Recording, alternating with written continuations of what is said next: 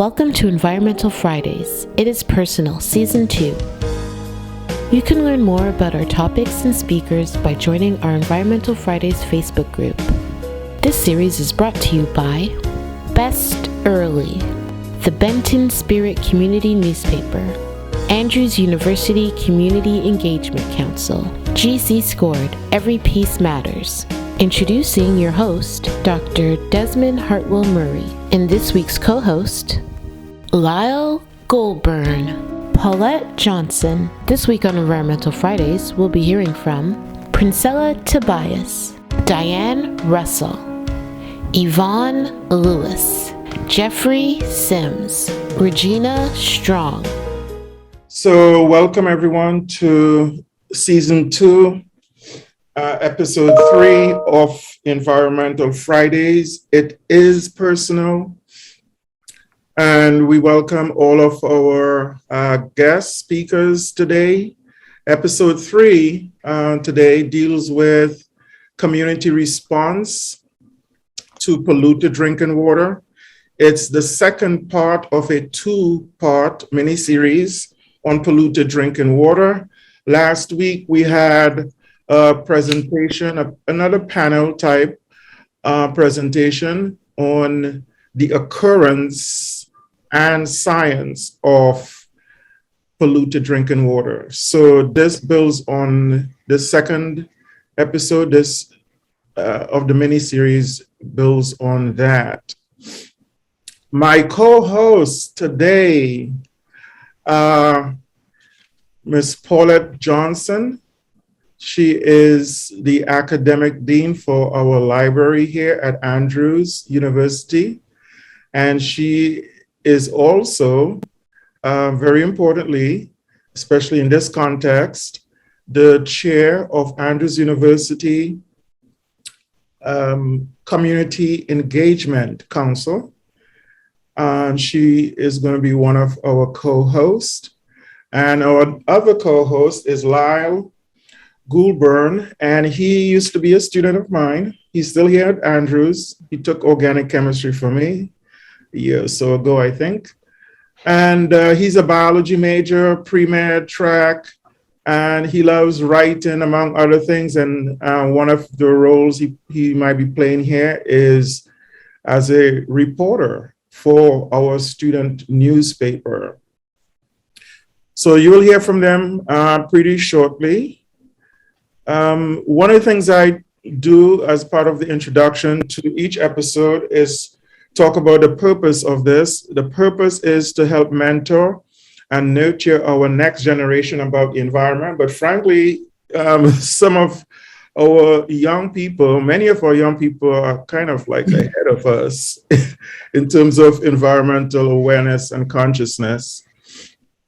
So this is also for all the general public, so that we could discuss these environmental issues that are personal to us. One of the things that I think is fundamental to say is that life would not exist without the environment. We need the environment for exchange of energy and matter. And so our approach to the environment, even from a scientific basis, should be one of humility and us being actively as stewards of our environment, which of course includes water, which will be our discussion today. We've covered a number of different topics. Of course, today deals with water. And this is part of the reason why we coined the phrase, "It is personal," as part of our motto for Environmental Fridays, because you don't get too much more personal than water. We hope to increase awareness and provide enlightenment on these topics, and hopefully that will spur on and encourage others to take action about in concern and care for the environment. So at this time, we will have our co-host Paulette introduce Diane, Russell, and Yvonne Lewis. Well, good morning, everyone. It's good to be here.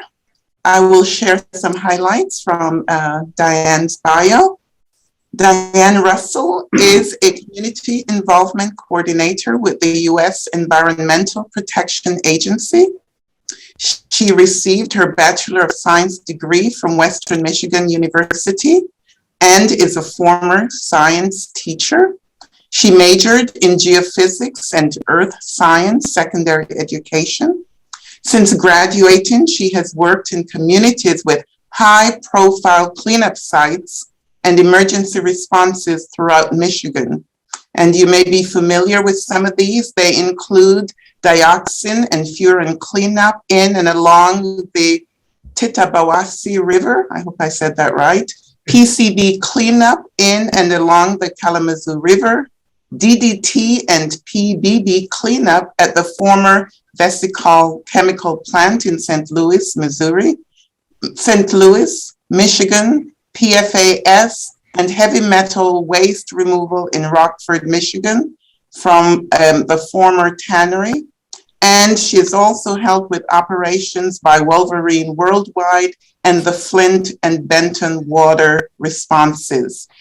So she is evidently quite qualified to speak with us today about water response, water pollution response. So we welcome you, Diane, and thank you for being here. And now, Yvonne Lewis, I see that you wear many, many hats. I'll highlight just a few of them today. Yvonne, sir, is a resident of Flint, Michigan, and that has significance for our presentation today. She serves as the outreach director for the Genesee Health Plan. And in this role, she identifies and supports efforts to engage individuals with language and cultural barriers to effectively utilize the healthcare system. She is also co-director of the Healthy Flint Research Coordinating Center, and this is a community and academic partnership with Michigan State and the University of Michigan, Ann Arbor and Flint campuses. Through the center, she focuses on research efforts that will improve the health of the community. She's also a co-PI, principal investigator for the Flint Center for Health Equity Solutions. And this is a National Institute on Minority Health Disparities project funding transdisciplinary collaboration. She also assisted with the development of the water crisis course offered at the University of Michigan, the Flint campus. She also moderated the course, and this course focused on issues of the Flint water crisis and provided a platform for the voice of the community. And in addition to all of this, she is now completing a master's degree in health education at the University of Michigan, the Flint campus. Welcome, ladies. Very good. Lyle? All right. Hello, everyone. I'm Lyle, and I'll start off by introducing Jeffrey Sims. Jeffrey Sims is currently the program specialist at the Berrien County Health Department, where he has been in the forefront of the department's efforts to reduce or to address the issue of lead water contamination in the city of Benton Harbor. So we thank you, Jeffrey Sims, for joining us today. Next up, we have Regina Strong. She currently serves as the state's first environmental justice public advocate in the Michigan Department of Environment, Great Lakes, and Energy. Prior to her current position, she served as the director of the Sierra Club's Michigan Beyond Coal campaign. Regina also served as manager of communications for the Flint and Genesee Chamber of Commerce, executive director of Community Development Advocates of Detroit, and president of the Stronger Image. So both of our guests today are quite qualified, and we thank you for joining us.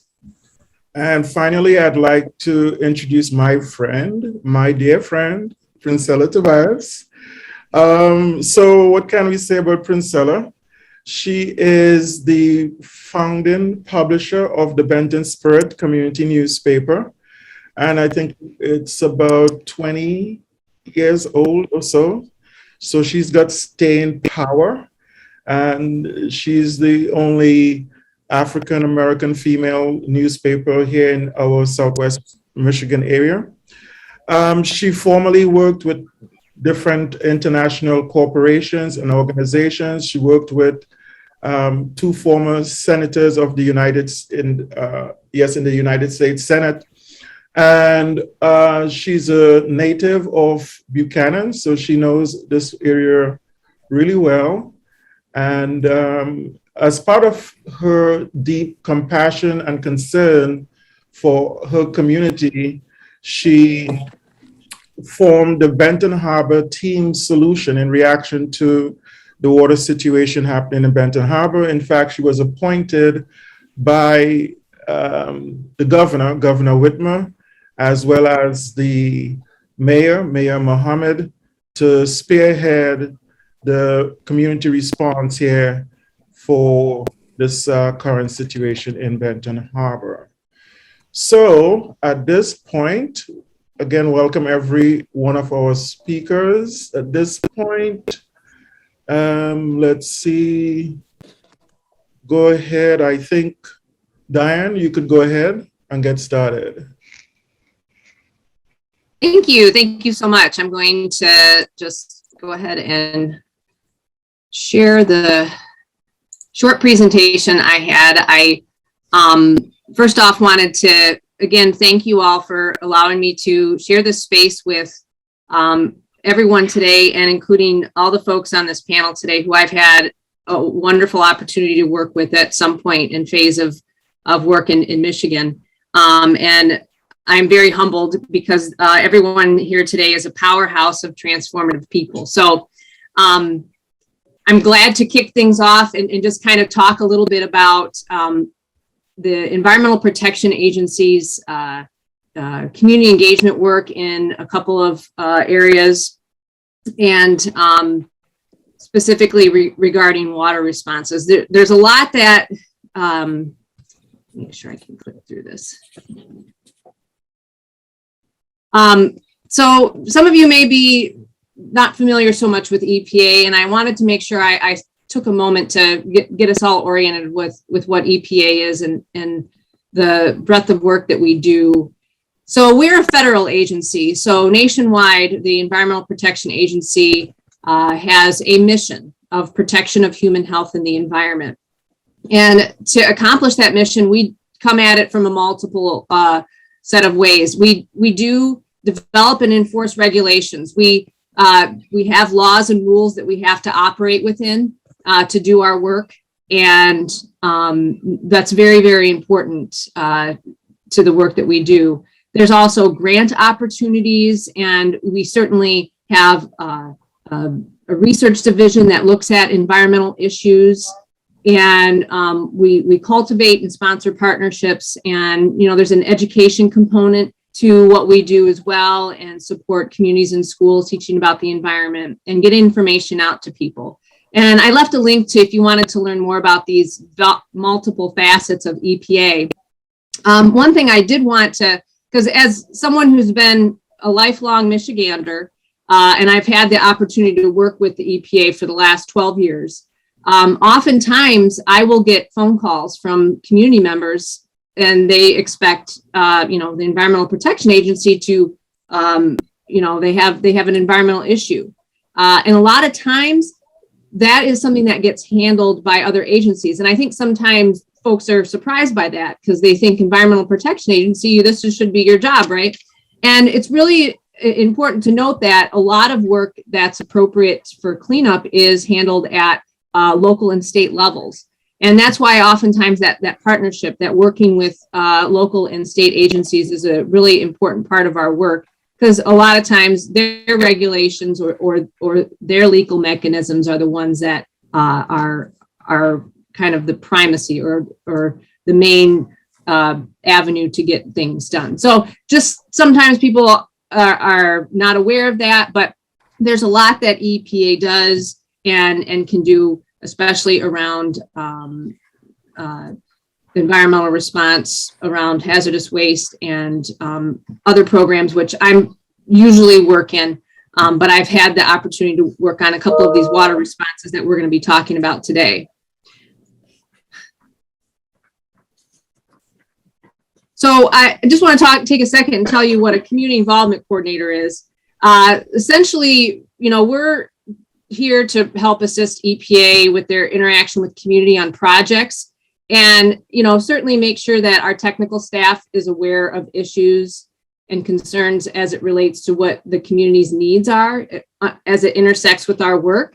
But I like to say that we're really liaisons between our technical folks and community, so that we can facilitate and help find opportunities for two-way communication, because everyone's better off that way. We do our work better when we understand the needs on the ground, and community certainly, when they have all the information that they need, certainly have the opportunities and information to affect change and clean up in their home, at their homes, in their communities. So I like to say how this translates on the ground.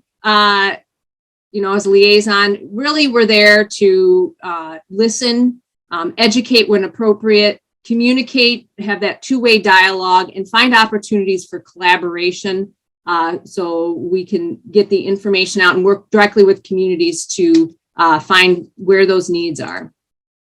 So I want to spend the rest of my time that I've got here, and then can't wait to hear from the rest of the panel today. Just talking about EPA's community engagement in the 2 drinking water responses in Michigan, and highlight some of the community engagement pieces that we employed as a community engagement strategy. And I've categorized these into 3 areas, and I'll share in each response what we did, and just to give you a highlight of our community engagement response in those 2 drinking water responses. First is water sampling support, our community involvement team supporting our sampling teams, direct outreach and engagement, and then community resources that are brought into community based on community needs.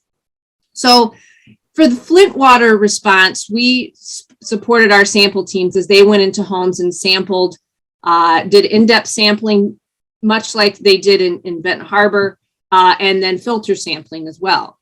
And we coordinated with other agencies to connect with those visits, so that people who had health concerns, people were really worried about rashes and other health conditions from that. So we were able to facilitate, where appropriate, visits from our sister agencies at the Agency of Toxic Substances and Disease Registry, just so they could make that connection, which subsequently helped inform a later study on rashes that was conducted by that agency. We also worked with independent scientists to help bring some credibility to information and data that we were finding, and it was very important for us to make that information accessible. And we continue to remain committed to transparency to this day. When we talk about the water sampling support in Benton Harbor, we did 3 studies in Benton Harbor around understanding what types and sources of lead were in water and the effectiveness of filters. And we sent, just like we did in Flint, we sent our community engagement staff with sample teams as they went into homes, so that they had a person to talk to and had questions, and if any resources or they needed resources, we could try to connect them with that. We also, so our sampling effort in Benton Harbor went from throughout November and December last year, and we sampled hundreds of homes, and we're still processing that information and data, and hope to share that with the community soon. And as far as direct engagement, in Flint, we did a lot of direct engagement. Specifically, we did speakers bureaus. We went into churches before, after, during service. We went to neighborhood meetings. Over that course of a year in 2016, we did probably 100 speaking engagements. We also organized several open houses in community to bring all the agencies working on the effort to to the community so that the community members could come and ask questions. We attended weekly recovery group meetings so that we could learn what the needs were on the ground in real time. And we also had canvassing teams. We had a set of folks from headquarters who went into community and networked and learned the issues directly from community members. And that continues to inform our work to this day. In Benton Harbor, direct outreach, we did do some resource fairs that was put on by the state, and we attended those. We also continue to attend weekly stakeholder meetings and find any other opportunities for that direct outreach for the Benton Harbor drinking water response. As far as community resources go, I'll highlight a couple here as far as educational resources and other resources. We, for the Flint response, we looked at internal resources to help access a contractor to help us build a communication strategy that made sense, and also access facilitation services to help with meeting logistics, as well as convening community members around having a conversation about recovery and recovery plans. We also provided grants to help with education programs, and one of them being What's in Your Water program that helped provide information to community members around to learn more about their water system and how it works. As far as community resources in for Benton Harbor, I have these pictures of myself and my colleagues because this is something that's still being developed. Community resources and understanding the intersection of what the needs are and what resources we have available. We're working with our environmental justice group to see what resources are available and understand more about what makes the most sense, and continue to work with community on what those needs would be. So that's really what I wanted to share. And I have to say, to those who I hope I set the ground here for the community experts that are really going to be spending the rest of our morning with here. A very, very large thank you to you. The jobs that my colleague here, I have pictured here, Janet Pope and I, who were on the ground in Benton Harbor. We certainly cannot do the work that we do without the expertise of community, because that's where we learn everything. And I can't tell you how much I have learned from the community members in Flint and all those folks that we met in Benton Harbor. And I will continue to integrate what I've learned into my job and hopefully have that inform responses as EPA moves forward in their mission. And that is all I had to share today. I hope I didn't take up my time too much.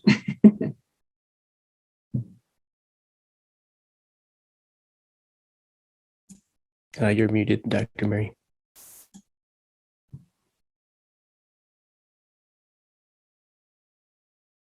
Yes, sorry, I was muted. So thank you so much, Ms. Russell, Diane Russell, and you set a good stage here for the rest of our speakers. So we'll now listen to Ms. Lewis, Ms. Yvonne Lewis. Good morning, and thank you, Dr. Murray. I appreciate this opportunity, and good morning to Diane. We have had the privilege of working together, so you kind of set the stage. I wanted to say some of the things that you covered, but I actually did not originally have a presentation, but I thought as we were talking, I tried to pull up something that would give you a little something to look at here. Let me see if I can get it. All right. And I'm going to go to slideshow. So thank you for this great opportunity. I am part of a number of partnerships, as was read earlier, but my personal goal, which is really important as the founder of what is the National Center for African American Health Consciousness, is to ensure that community is adequately prepared to make informed decisions and quality decisions about health and health-related decisions.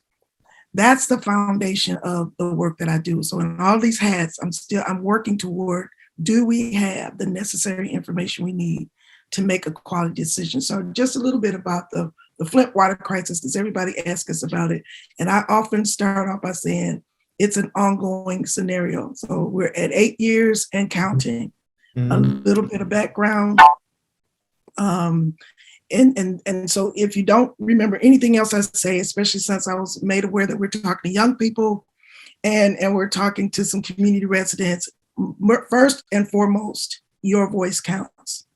And I think what Diane said about having the ability and the opportunity to work with community members is extremely important, because your lived experience is what really helps to make sure that any program that comes into our communities is really going to meet the needs that we identify in our community. So please be aware, be engaged, and be clear about your purpose. And so many times we have so many confounding issues. Right now we're in the midst of coronavirus, but that did not negate the fact that we already had other crises that were going on. And so these are compounded, we could call them multiple traumatic experiences that happen, but be clear about what your purpose is as you're moving forward to address the issues.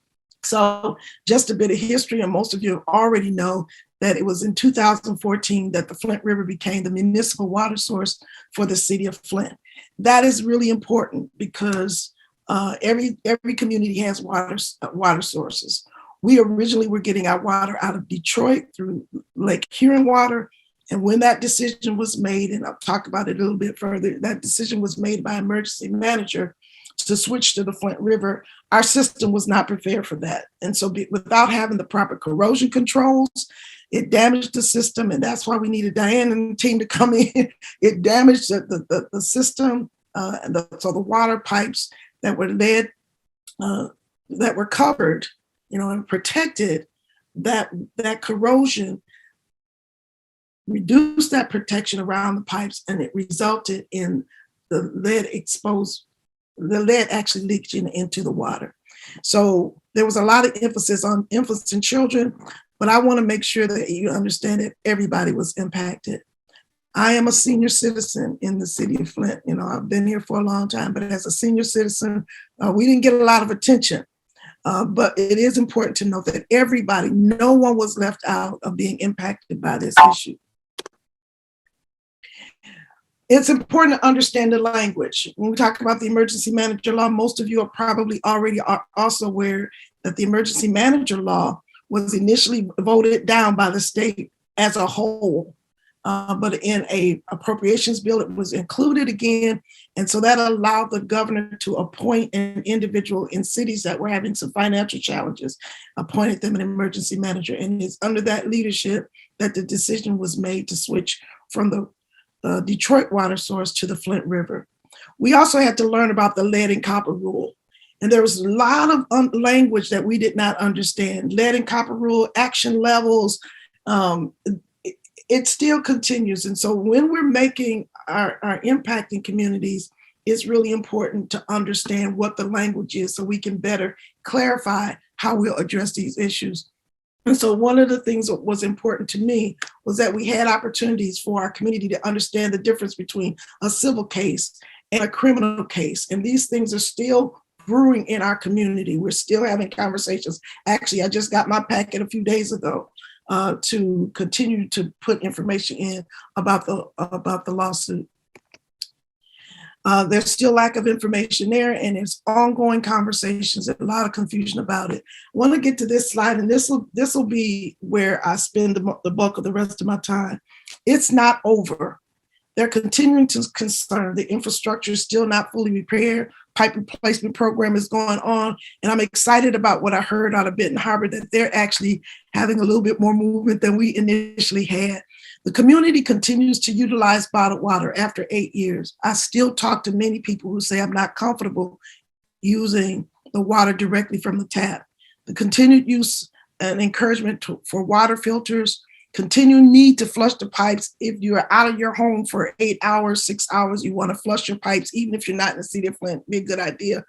And there's a long-term impact discussions about the lead exposure. Here's a couple things I want to also share.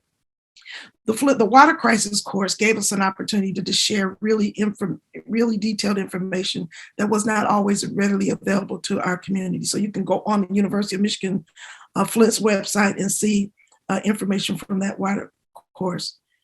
Even though there's an emergency preparedness program for all of our communities, it's important for community members to be involved and understand what that preparedness program is, so that when those issues occur in your community, you can have put on some things that might not be really clear to those that have developed the program, because things change in our community.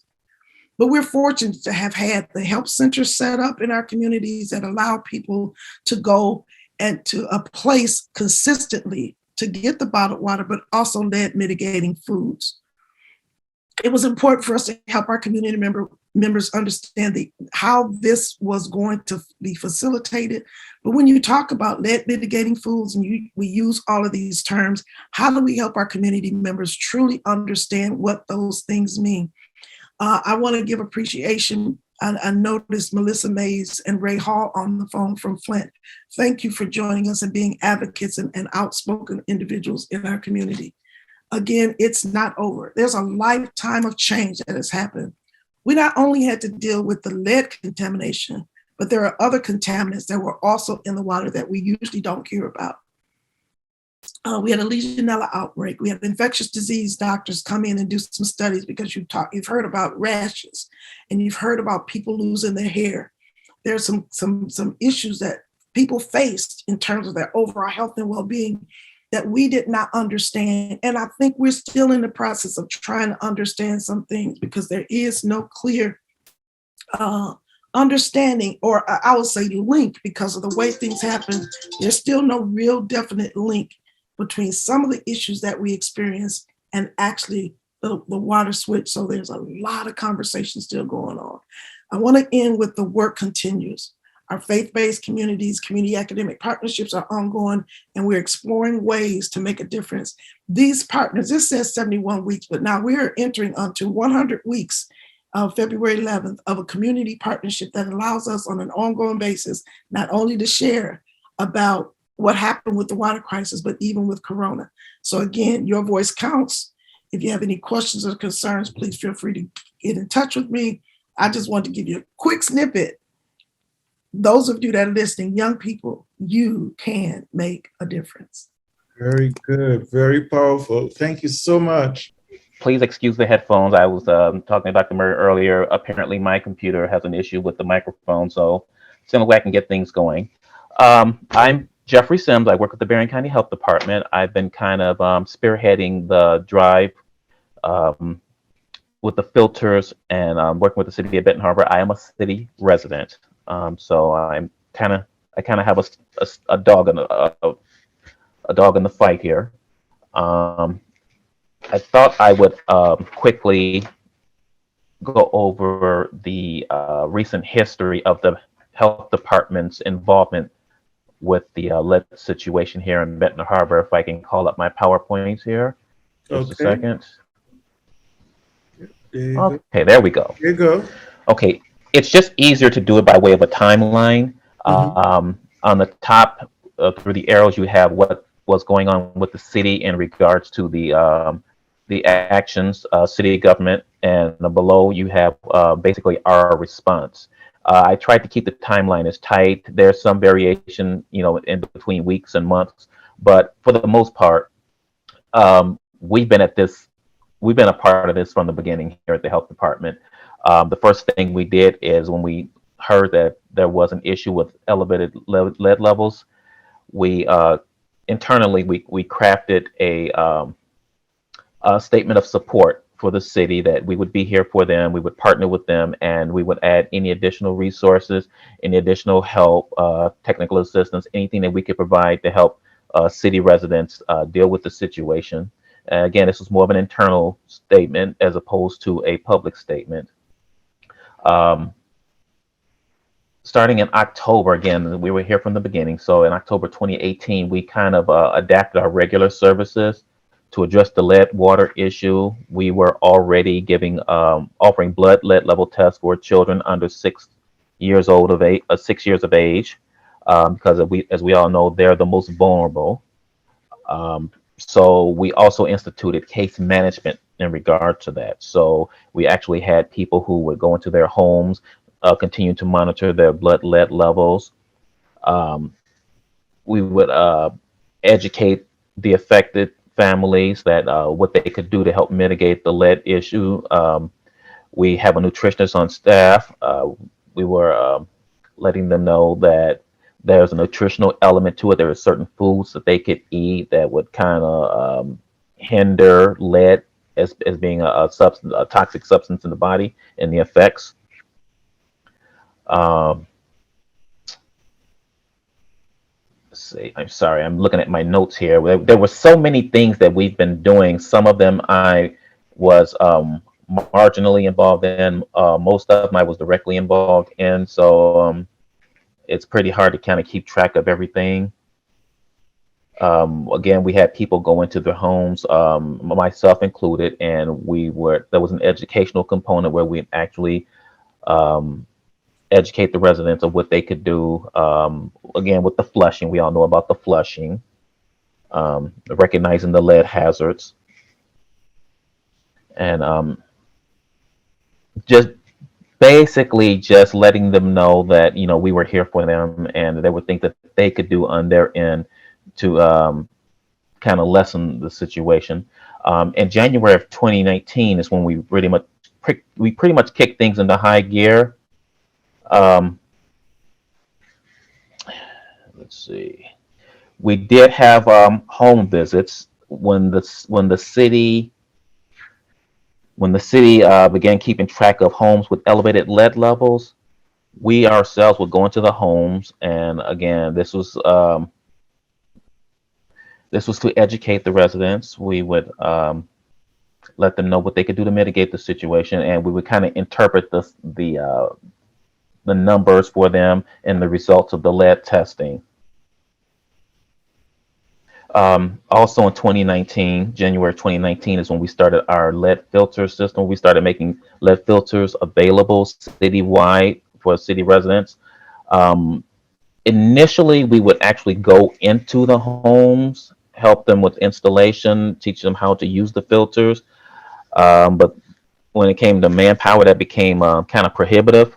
So we started distributing these filters citywide, and we had these points of distributions, some at the local high school, some at local churches, what have you. And we would team up with different organizations in the community to make sure that these filters were available to everyone. We also started our website. We tailored our website to bring in an element of education as far as the lead situation, letting everyone know, keeping everyone abreast of what's going on, any changes made, what resources, what community basic resources they could have. They were available to them. I'm sorry, I'm kind of speeding up here. I have so much to talk to, I can't even squeeze it all in. Between January of 2019, March 2019, we started having regular points of distribution twice a month. Different locations, so we would make sure that people had multiple opportunities to get these filters. There came a time when COVID started becoming an issue, so we had to tailor our distributions to take into consideration COVID concerns. So we started doing drive-through distributions. People didn't have to leave their cars.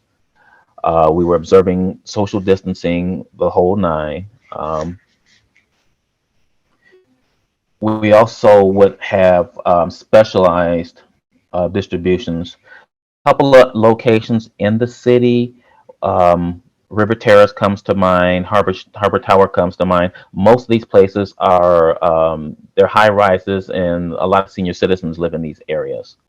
So we would go to these places, and in the case of River Terrace, we actually partnered with Reverend Pinckney, who most of you know. He organized people who would actually go to different apartments in these complexes and actually install the filters for them. So whereas we were short of the manpower, he kind of took up the slack in it. So we kind of tip our hat off to Reverend Pinckney. We also established a presence at, we had a community farmers market. It runs through the summer, and we were there once a week. So again, that provided another location, another opportunity for city residents to pick up water filters. We also attended, we had town hall meetings where we'd address Q&A, pretty much address the city, help the city residents understand what was going on. We also attended, we had the water resource fairs, we were there. We also had partnered with Intercare, the local health entity, where we would go and supplement their Saturday. They have weekend fairs. They were geared more toward the weekends, and we would establish a presence there. Let people know that, hey, we're still in the community. We're still giving filters, and we're here if you need any resources. And we've been pretty much doing that ever since. Right now, though, we're not doing any community-based distributions because of COVID concerns. So what we're doing is we're focusing on mailing the filters. People are able to come in, pick up the filters during our work hours. We have a hotline they can call, and they can ask us for filter delivery, and we'll stick them in the mail, and so they won't even have to leave the house. And my notes are pretty much all over the place, but that's pretty much the gist of what we've been doing thus far.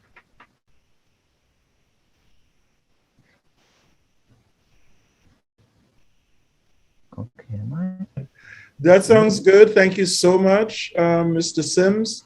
We will have again opportunity to ask, questions, Q&A. So let's move on to Ms. Regina Strong. Morning, everybody. I'm Regina Strong. I'm the Environmental Justice Public Advocate. And I'm going to step back and tell you a little bit about my role as it relates to a lot of what you've heard this morning. And so in 2019, Governor Whitmer created by executive order the Office of the Environmental Justice Public Advocate, and my role as Environmental Justice Public Advocate based on just what you heard about this morning, some of the events that were really impacting environmental justice communities, particularly in the wake of the Flint crisis and what happened there. And the goal of having an office that is an Office of Environmental Justice Public Advocate, as opposed to just a policy office or a program office that focuses on environmental justice, was really to have someone who could advocate both externally and internally for communities who were suffering injustices. So, from the Michigan standpoint, we have our industrial past is a big part of our current times and our future. And so we've got a lot of both challenges and I think opportunities moving forward to address those challenges. In a perfect world, there would be as many proactive challenges as there could be. Oftentimes we end up in a response mode.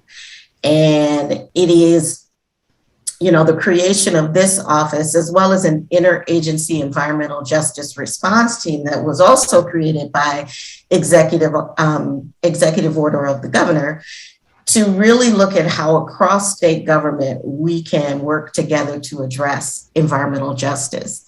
When you look at communities like Flint and Benton Harbor, and I think Yvonne said it best, these are compounding issues. These aren't just singular occurrences that happen in communities that don't already have challenges. Oftentimes, environmental justice communities or communities who are experiencing one injustice have several injustices, right? Have several issues they're dealing with in communities that are least able from either a resource standpoint or from political will standpoint or all of those things to address those. And I think when you talk about pollution in water, this is a drinking water conversation, but there are so many other challenges that communities across the state face.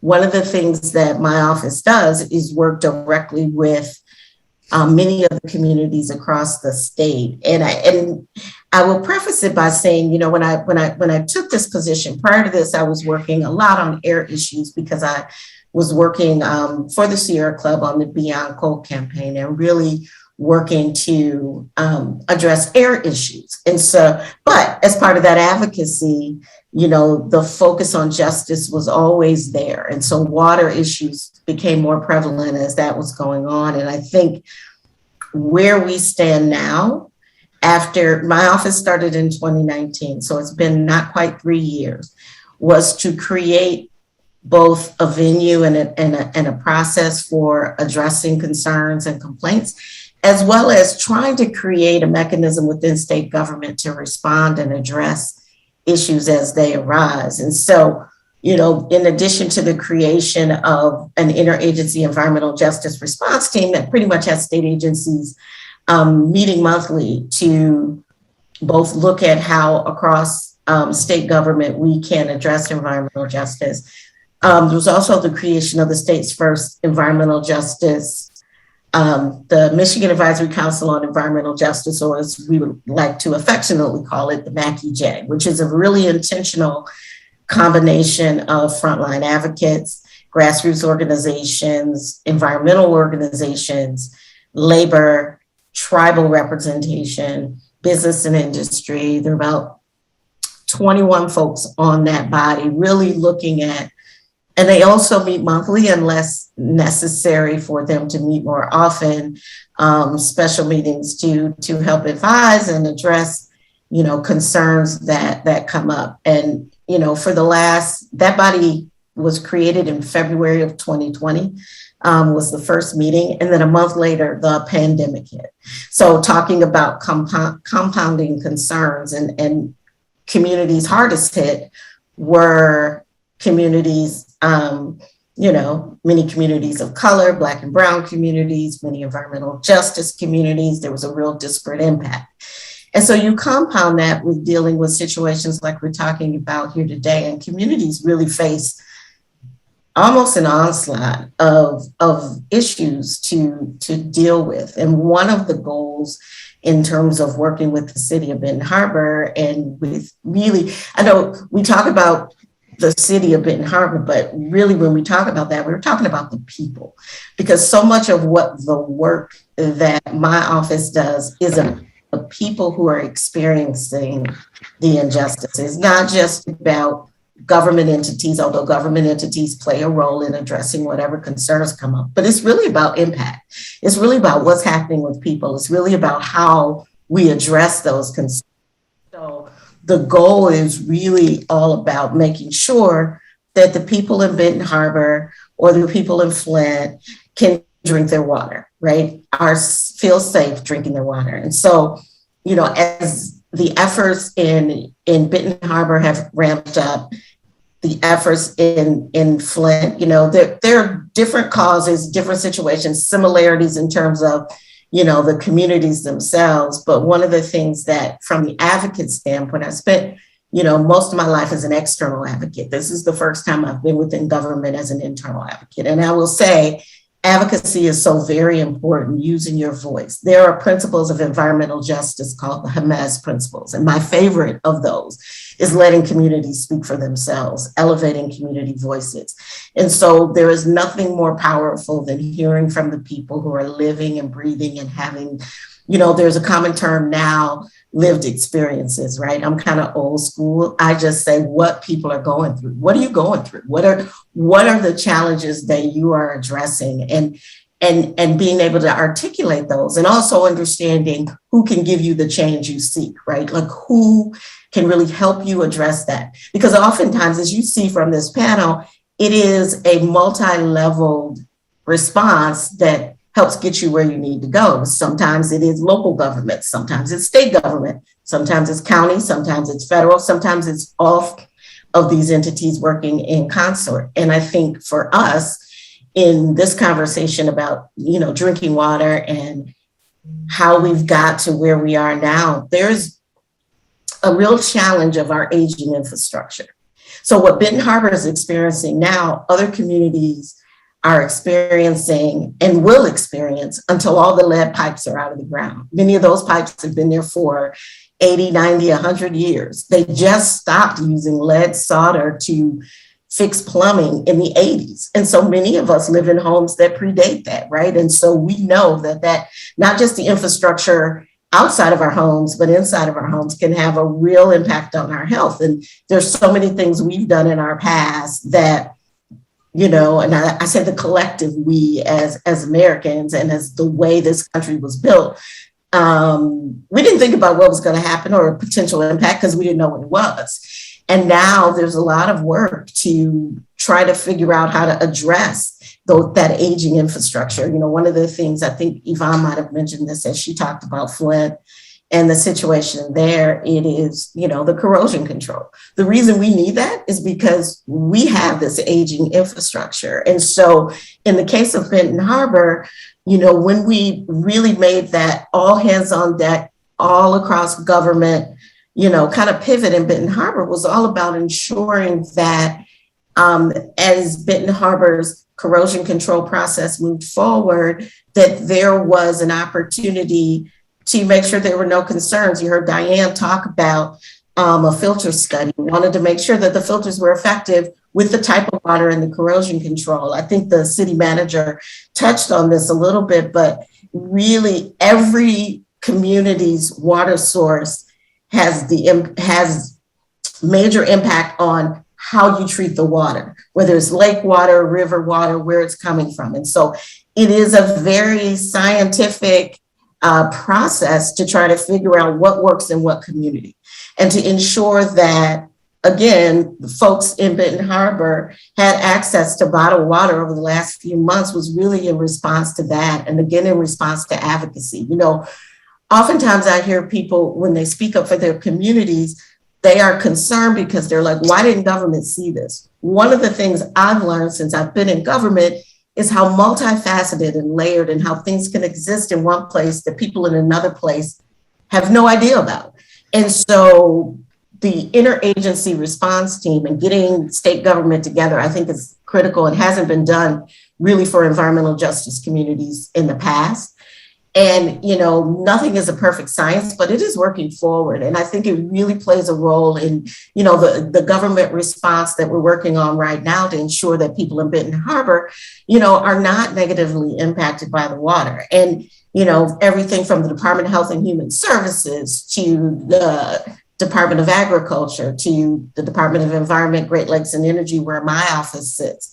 I will step back and say my office sits in the in EGLE, as we call it, but it's a type 1 agency with a direct link to the governor's office to prioritize environmental justice. And so all across government, we are meeting almost daily, I would say several meetings a day, to really try to bring things together so that as our technical folks and regulatory folks are working on one part of the work, we're also addressing what's impacting people and what people need in the community, because that's really the role of my office. I've spent, I would consider, a lot of time in Benton Harbor, just trying to work with folks who actually have lived experience, work with partners like, Princella, Tobias and Dr. Murray and other folks really, who are there. We do it, and Diane, I think, referenced this. We're meeting with community partners once a week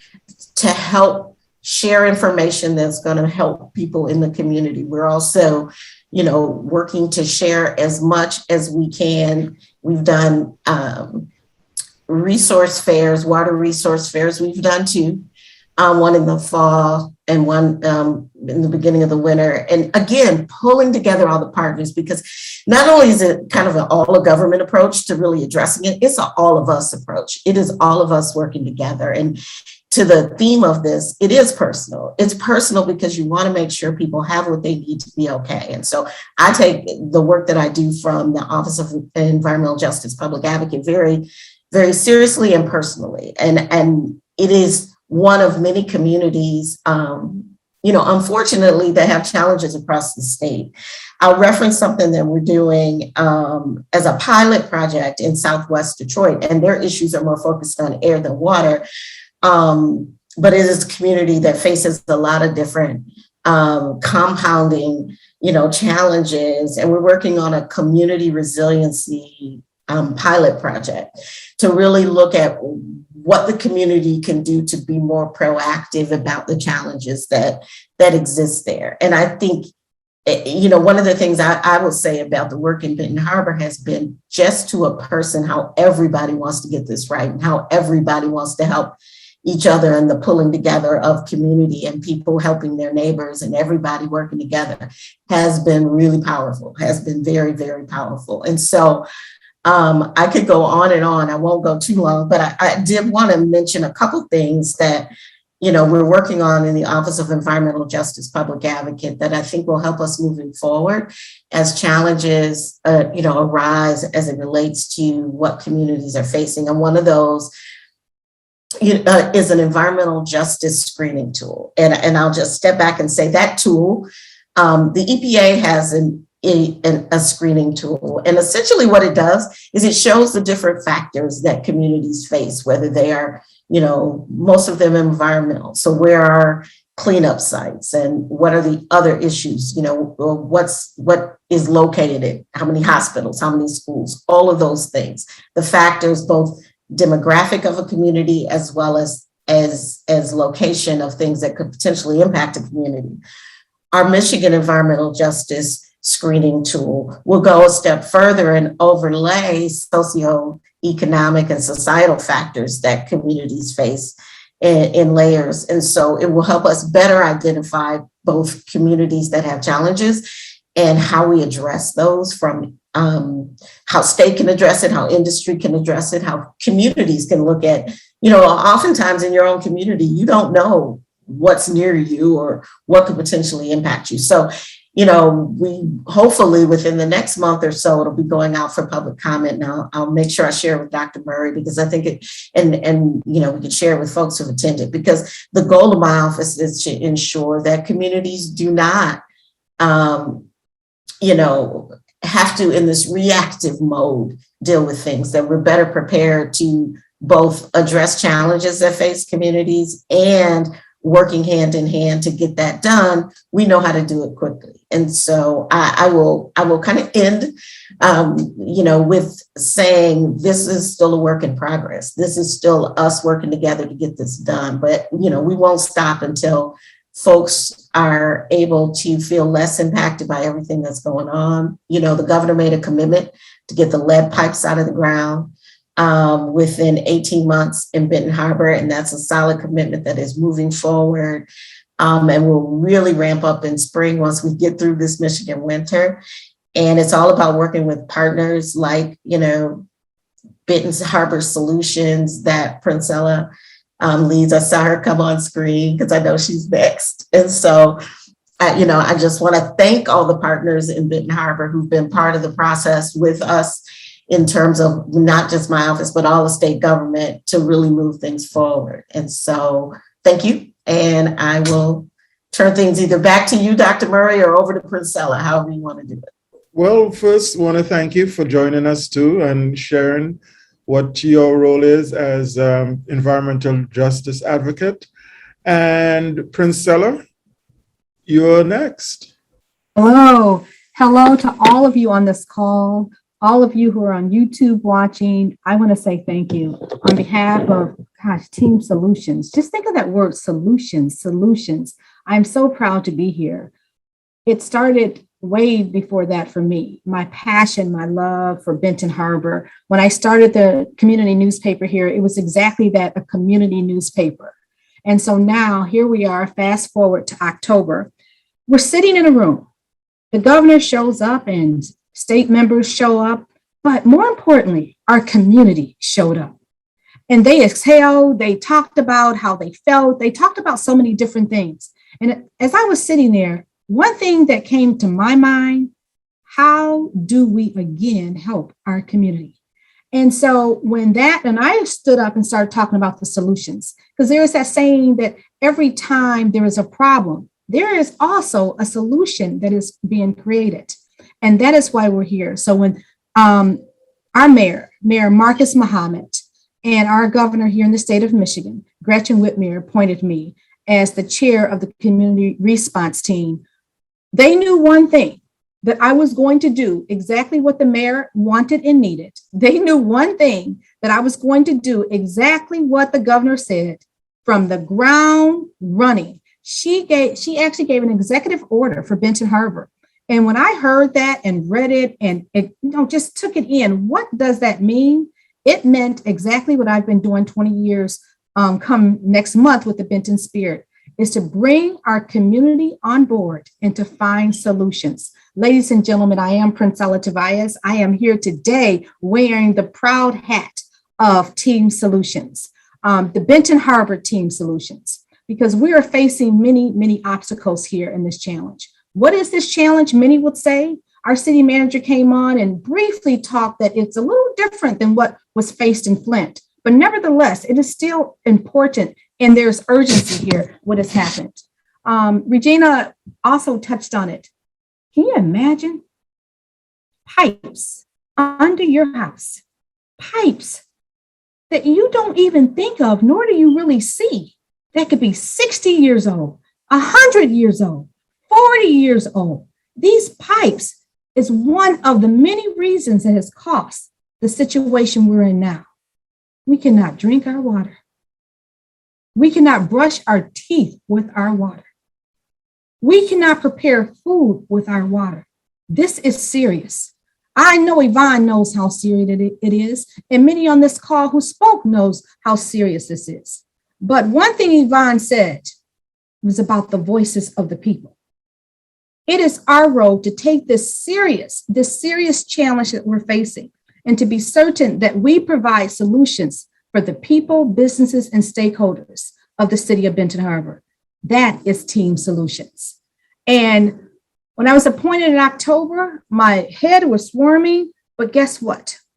We had a team in the state of Michigan, Regina, Diane, there's so many of them, the Michigan Department of Health and Human Services, because this isn't just about water. This isn't just about lead. This is about the impact of what this will actually happen to the residents of Benton Harbor. This isn't about the 12 to 18 month that it's going to take them to actually replace the pipes in the city of Benton Harbor, which is historical within itself, because 12 to 18 months normally is only 7% of your population.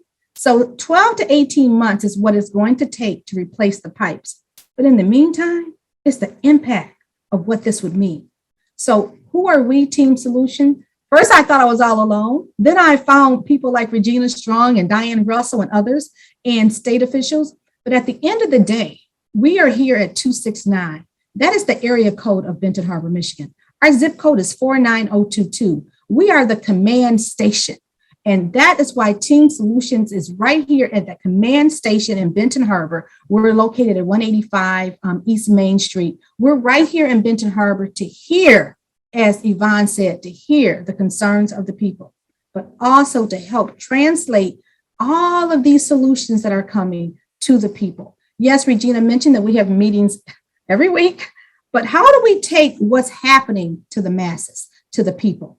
To people like Miss Hilbert, who just turned 93 years old, to people like Hopi Campbell, who's lived here over 50 years, to people like Archie Davis and his wife, Jean Davis, that are in their 60s, that already have underlying conditions, to people who are already dealing with COVID, and now we must deal with this.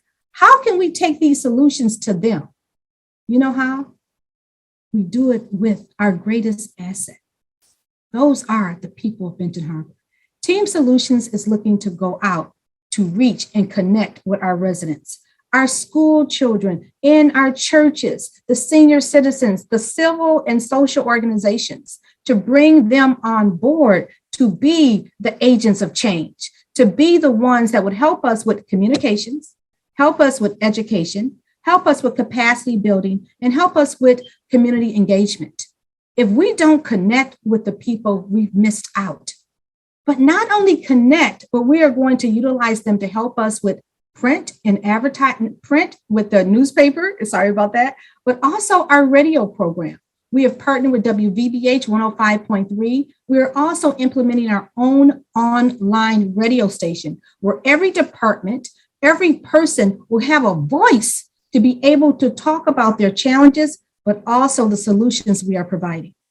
When we think about all of the solutions, there's probably too many to mention, but when we roll out, like I said, in newspaper and radio, SMS text messaging, where we would take messages to the people. When we talk about our YouTube channel that's already up and running, when we start talking about social media, Facebook, Twitter, Instagram, all of these devices are what we are implementing under Team Solution.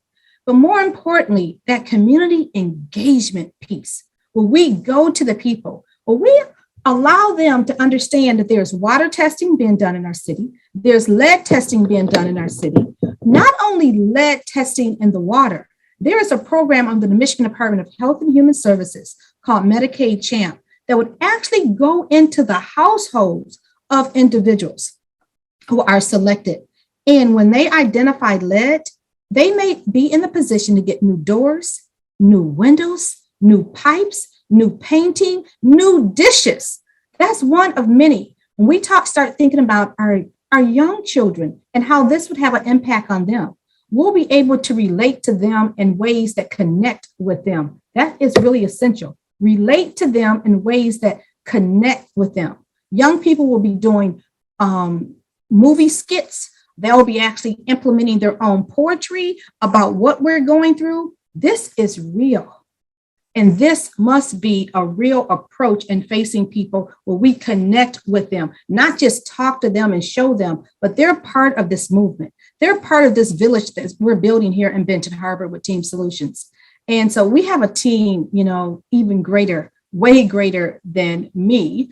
I started out being appointed, but the state of Michigan actually blessed us with VISTA members. Some of them are on the call, and they're here again to serve. They're here with a purpose. And when we start talking about what we are doing and what we will be implementing and rolling out next month, which is only February, some of the things that I discussed, it's more than just that for us. I was told to slow down, so bear with me because I talk fast, but I have to tell you, man, this is so serious. I think Dr. Murray said it better. It's personal. It's so personal. So times I do talk fast because my heart is so into this quest, this mission to serve the people of Benton Harbor, Michigan. When Yvonne spoke, she talked about the voices of the people. I'm so glad she said that because that's the message I have been trying to actually shout out to the rest of our team, that we must start with the people of Benton Harbor. Their voices are so important. But I just want to share briefly with you and leave Q&A at the end. Just if one or two of our members from Team Solution is on the line, so they can tell you why they're here, the purpose, the reason why we're here to help the people in our community. Leslie, Pakel, Michelle. Yeah, Leslie. Sure, I'd be happy to just take a minute. I am a resident in Benton Harbor, and so like Dr. Murray said at the beginning of the talk, this is personal for me.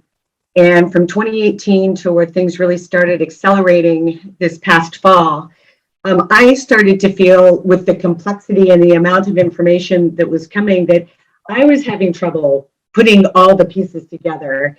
And elements from Diane and Yvonne and Jeffrey, Regina, and certainly Princella, I have gleaned things from everything you said. And it is the experience that a resident in Benton Harbor is feeling too. And when the opportunity came to serve as a VISTA to help myself and for the good of my community, I was on board 100%. And I look forward to, in whatever way we can, helping the residents meet their goals, helping our collaborating partners meet their goals, because when all these people meet their goals, we do too at Team Solution. That's the name of it.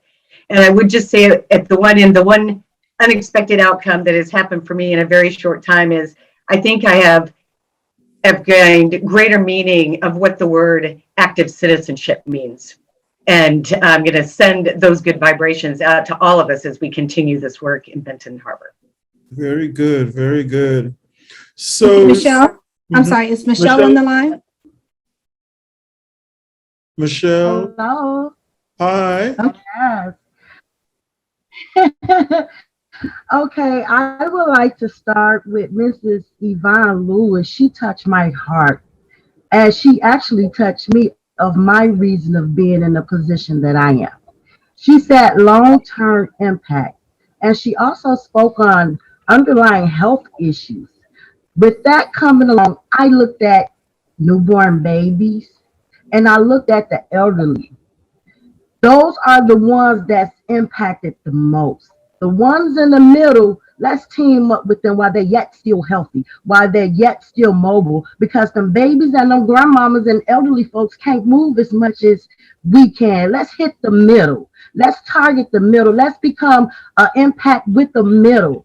And let's move forward. And that was my whole point of being in this position. I love every bit of this because it touches me on every level. It could be you, it could be I, it could be anybody. It could be they, your family members. You got to think about family and friends and all that. And you watching them wither away when back in the day, Big Mama lived to see what, 100 almost? And newborn babies coming here just as beautiful and healthy. But she mentioned about the rashes and that touched me. And I kind of got emotional. I'm like, oh my God. No. But at the end of the day, that brought more and more of a reasoning of why I am who I am today. Thank you. All right. Thank you, Michelle, and thank you, Leslie. And I want to thank the city of Benton Harbor. I want to thank the mayor, Marcus Muhammad, Mayor Pro Tem Dwayne Seats, Commissioners at Large, Singleton, Adams, and Isom. I also want to thank our ward commissioners, Edwards and Henderson, Clark Griffin, and also Commissioner Henry. I want to thank the people of Benton Harbor. When I leave here, I want people to understand two things. That number one, it's happening right now in Benton Harbor, but it could be happening and probably will be happening across this nation. The poor infrastructure. I want to thank also that they passed that infrastructure bill, because we think about highways and we think about roadways, but do we think about the infrastructure under our homes where people live? And so today is Benton Harbor, but tomorrow it could be another community, DC, Vermont, Mississippi. That's important for every person who's listening to think of. Today is Benton Harbor, but I want to end it with who Benton Harbor is. We are proud, resilient people. We are strong, we are beautiful, we are powerhouses. We have gone through a lot and we'll be able to get through this. This is why Team Solutions is here. The power of education is very powerful. We all know that. So when Team Solutions can help educate, communicate, engage, and build capacity, we're doing something to show just how powerful Benton Harbor is when we allow them, the citizens of Benton Harbor, to be part of this movement, this village that we're building with solutions for them. Dr. Murray, I want to thank you for giving us this opportunity. Environmental Fridays is personal. It's so personal to all of us. And thank you for allowing us to be on here today. Thank you. Okay, thank you very much to all our guest speakers, to my host. So it's now 10:55.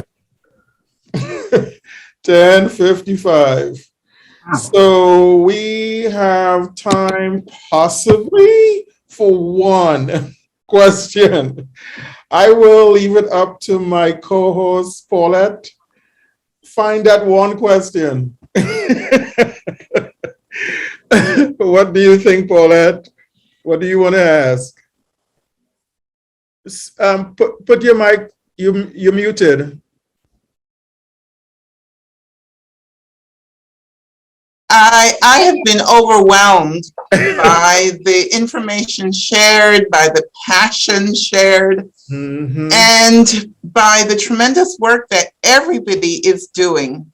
I appreciate the EPA's presentation on the study of environmental issues, and I heard the warning from Princella about this being something that can happen in any other state.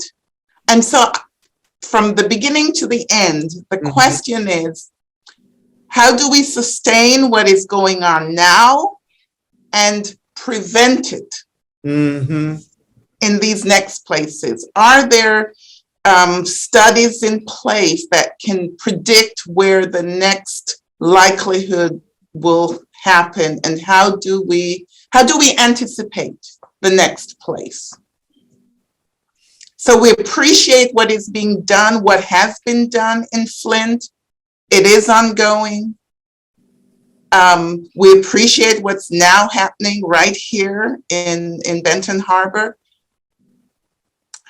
How do we anticipate the next place and plan for it? Anybody wants to take a stab at that? I could, but go ahead. You are the guys on the ground. If I could just point out one thing, and I think it's kind of woven between, water doesn't make a distinction between where it's going to go. Yeah. It doesn't consider race. It doesn't consider education. It doesn't consider ethnicity. It runs through pipes. We understand the aging infrastructure in this nation, that this is happening all over the nation. Exactly. In various ways. So one of the things that I appreciate hearing from Benton Harbor that you were able to build up on is when they put the process in place to do the quarterly testing to ensure what's going on with the water. I think that should continue. Fortunately, it was a product of what happened here in Flint to just make sure, but I think that should continue and be done all over this nation. So no city is caught off guard. There's a way to process that, to ensure that there's an indication of what the lead levels are across communities. So I would just encourage that we build upon the experiences of each community, and hopefully the process for resolution will come more quickly. So it won't take 8, 9, 10 years as it's happening so far here in our community, but it will begin to see results more rapidly in other communities. Yep. So is this an EPA or state thing that you guys could bring together lessons learned? Right. Yeah, one of the quick things I wanted to add to that, to the point that Yvonne made, and I think Princella made earlier, is really about the aging infrastructure. Right. And all of the lead pipes are out of the ground. It's not just in Michigan, but this whole eastern part of the nation, most communities have lead service lines, lead pipes in the ground. And so the infrastructure bill that was mentioned earlier, we hear about that. That's so critical because it takes billions of dollars, unfortunately, to remove all of these pipes. And the sooner it happens, the more we can preempt situations like, our communities are going through right now. It's really, really been an important piece of both the funding. And once the funding gets to the state, I will say, from the federal government, then it has to be appropriated by the legislature, which means our, legislators have to vote to put the money in place. Even if it comes to the state, it can sit there. So I think advocacy, again, is so critical. You have to let your elected officials know you want to prioritize the safety of your water, which means they have to prioritize funding the removal of the pipes. And to the question about testing, there is testing that goes on. Michigan has, in the wake of Flint, the most stringent rule in the country right now. Yeah. And because of that, identifying challenges is happening faster in Michigan, but the funding still needs to be there to replace. I think Princella mentioned that, as part of that, it could take a 20-year process to get all the lead service lines out of the ground. Mm-hmm. We all know that's not quick enough if a challenge occurs. And so I still think, even though that's more stringent, there's still a lot of work to be done in terms of that. But water is tested, in across the board, across the state. Regulatory thing to check for lead and copper in the water. And I think Diane put some things in the chat about the federal role in funding. So, but I just wanted to emphasize that testing is going on, and it is actually at a more stringent rate in Michigan than anywhere else. Okay. No, I wanted to have our student reporter also, Lyle, if you could ask a question, make a comment, follow up. I don't know if you have to head off to class as well, but I want. I just skipped it. No, it's fine. All right, I'll write you an excuse. No excuse. Just skip. But I do have a question. So replacement of the pipes and improvement of the infrastructure has been ongoing, right? We have the 18-month goal to replace the pipes. But considering the lasting harm caused by the elevated lead levels, how should the larger implications of the water crisis for the health of residents of Benton Harbor be addressed? Okay. So you're looking more at the long-term impact. The pipe will be replaced, but the lead will still be in infants' blood or whatever. Right. Yeah. Anybody wants to take a stab at that? I think that's a really important question. That's why things like blood level testing and other things, so people can better identify what challenges might exist, in the community, because like we talked about before, it could compound other health issues that are in the community. And I know I think Jeffrey had to leave, but from a public health standpoint, and I will not profess to be a health professional, but I know from the standpoint of the Department of Health and Human Services and Berrien County Health, that's a priority of better identifying and working with community for whatever challenges, come from the future, because you're absolutely right, Lyle. There needs to be that ongoing commitment to work with the folks in the community to ensure that their health is prioritized. And from my vantage point, that will continue. Mm-hmm. Princella, it looks like you want to say. No, I just wanted to say to the first question is what Yvonne said, and our voices matter. Our voices matter with what's happening right here in Benton Harbor, but our voices also matter what could be happening tomorrow. We need to make sure that not just our cities and our counties and our townships are listening, but the government, the state of Michigan needs to listen. And more importantly, where the money flows down from the federal government to the United States government, that's where our voices need to be heard. Look how long it took for the infrastructure bill to be passed, but we don't even really think about infrastructure the way we should, but we better start thinking about what's going on where air and water and health is concerned. Air, water, and health is essential. And the voices of the people need to understand that, and we need to act accordingly. We need to make sure we understand the power that we possess when we're talking to our elected officials about what we're facing here in Benton Harbor and the impact, but also air, water, and health. So I would say, let the people do what they need to do. Be powerful, be bold, and protect all of us. And let's build this village. So it looks like... Yes, Dr. Murray. Yes, Mr. Mitchell. I want to go back to the first question. Okay. I don't know where next will be, but I do know that we want to make the model city be Benton Harbor. Mm-hmm. Mm-hmm. Right. And so coming out of that, that's sort of what we wanted to know is what are the, going through these experiences in Flint and Benton Harbor and wherever else around the country, we need to have like lessons learned. We need to make sure that this does not happen. And the infrastructure bill is one step forward on that, because we all know that that's one part of the problem. But I think that, the sort of wisdom that we heard here today needs to be really memorialized, put into writing, and communicated across the country, because this is something that is affecting us all. It's 11:05. We've been at this for a while. I would say that I have a lot of the email addresses and I can make contact. So if people want to follow up with some of our guest speakers today, or some of the persons who, spoke, like our city manager and others, I will be able to put you in touch with them. We definitely will put this on YouTube once we clean up our incidents that happened today. Yes, but we want to thank you so very much for everyone that came on, everyone that participated. I think this is a very important topic, and we are very proud at Environmental Fridays. It is personal to have you on as guests and as informed and excited citizens trying to empower each other. Thank you so much. Thank you. Okay.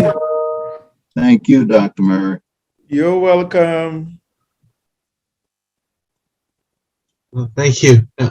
Okay, thank you. Yeah. We'll be in touch. Yeah, sounds good. Thanks so much. Okay.